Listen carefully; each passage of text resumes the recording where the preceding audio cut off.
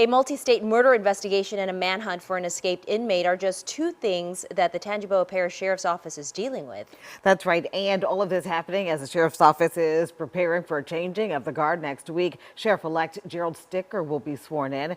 WDSU's Jonah Gilmore is live. He talked one-on-one with the Sheriff-elect as he prepares to take over. Jonah.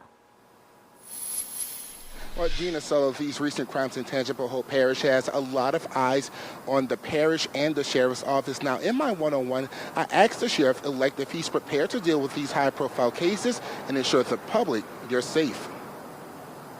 I am keeping my finger on the pulse of things. Tangipahoa Parish Sheriff-elect Gerald Sticker is just days away from taking over a department that's recently been at the center of several high-profile cases. We had the homicide, we had, the deficiencies that were brought to light in the jail, and these are long-term systematic problems. Right now, details about the multi-state murder case involving Daniel Callahan are still coming out, and soon it'll be Sticker who will speak on behalf of TPSO. That crime carried over into Mississippi. I have yet to do so, but I will be reaching out to that chief and just making myself available to him. The murder of Kelly Brunette and her young daughter came while the sheriff's office was still on the manhunt for Jamarcus Cyprian, one of 4 men who escaped from the parish's jail. They're out looking for him as we speak.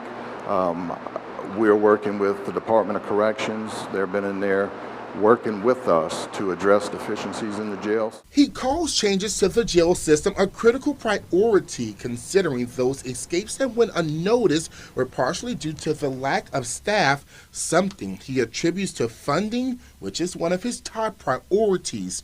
Time of the breakout, there were 14 openings in that jail. There were 14 bodies short. Pay $13 an hour. Sticker has been working closely with the transition team and tells me they're almost done with the budget. He says that they plan to tackle things like hiring and training with emphasis on community safety.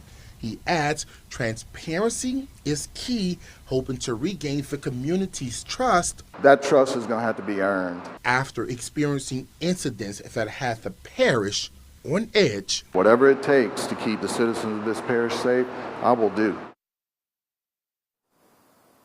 Now, Sticker will be sworn in on June 29th. He will officially take office on July 1st.